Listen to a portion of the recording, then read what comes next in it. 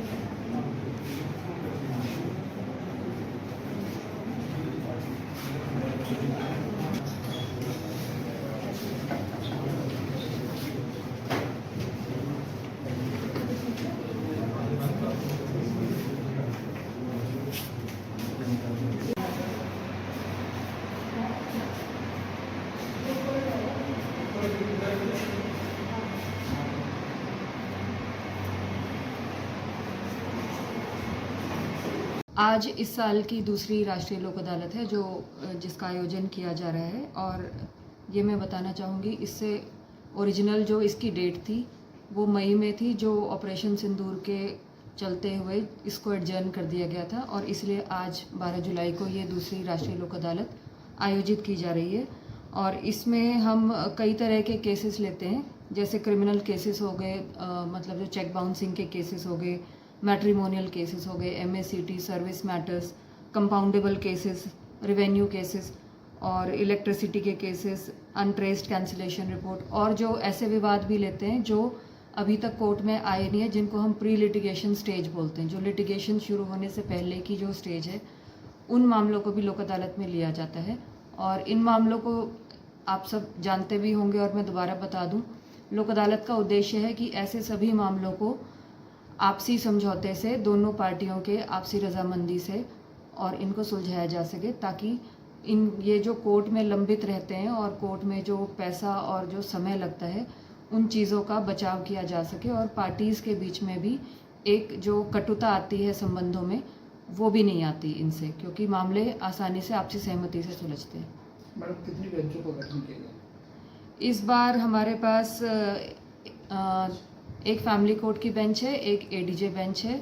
एक ACJM की bench है और एक मजिस्ट्रेट की बेंच है। यहाँ पर हेडक्वार्टर पे कुल 4 बेंचेस का आयोजन किया। मैडम, लोगों से क्या अपील है, किस तरह से? लोगों से अपील है, और अपील के लिए हमने कई अपने तरफ से एफर्ट्स भी किए थे, रेडियो प्रोग्राम्स भी किए हैं, पेपर के थ्रू भी निकलवाए हैं। लोगों से ये अपील है कि राष्ट्रीय लोक अदालत समझ लीजिए इसे, लोक अदालत में जो आपके मामले होते हैं उनका बहुत अच्छी तरह से निपटारा किया जाता है, और ज़्यादा से ज़्यादा आपके जो छोटे मोटे मामले हैं उनको लोक अदालत में पुटअप करवाइए और उनको लंबी समय अवधि की बजाय छोटे समय में और आपसी रजामंदी से उन्हें सुलझवा सकते हैं। मेरा नाम प्रेम शंकर एडवोकेट है और मैं पलवल बार एसोसिएशन का सदस्य हूँ। ये जो लोक अदालत जो लगाई जाती हैं वो इसलिए लगाई जाती हैं कि बहुत से केसेज काफ़ी लंबे समय से पेंडिंग रहते हैं, लोगों का आपस में तनाव बना रहता है और केसों का जो अदालतों पर बर्डन बहुत ज़्यादा रहता है, उस दबाव को कम करने के लिए लोगों में आपसी भाईचारा बना रहे, इसलिए अदालतों के लोग चक्कर ना काटें और जल्दी से जल्दी उनका निपटारा हो जाए, इसलिए लोक अदालतों का सरकार आयोजन कराती है। और जिसमें अदालतों में जो पेंडिंग केस रहते हैं उनको कहीं ना कहीं आपस में समन्वय बना करके समझौता करके उन केसों को समाप्त किया जाता है, बंद किया जाता है। लोक अदालत लग रही है, इसका सबसे बड़ा फ़ायदा ये है कि लोगों को चक्कर नहीं काटने पड़ते और पेंडिंग केसों का शीघ्र निपटारा एक ही छत के नीचे हो जाता है और दोनों पार्टियों में किसी की हार जीत नहीं होती, दोनों की ही जीत होती है और इसकी अपील ऊपर कभी नहीं होती, यहीं सब कुछ निपटारा हो जाता है और चक्कर काटने से बच जाते हैं। लोक अदालतों का समय समय पर आयोजन होना चाहिए, ये सरकार की अच्छी पहल है, ये जिला स्तर पर, राष्ट्रीय स्तर पर और स्टेट लेवल पर होती रहती है, इससे लोगों को बहुत फ़ायदा होता है। मेरा नाम राकेश कुमार गर्ग है। मैं यहाँ पे जो आज लोक अदालत लगाई गई उसके बहुत सारे फ़ायदे हैं। यहाँ पे जितने भी जो केसेज होते हैं जो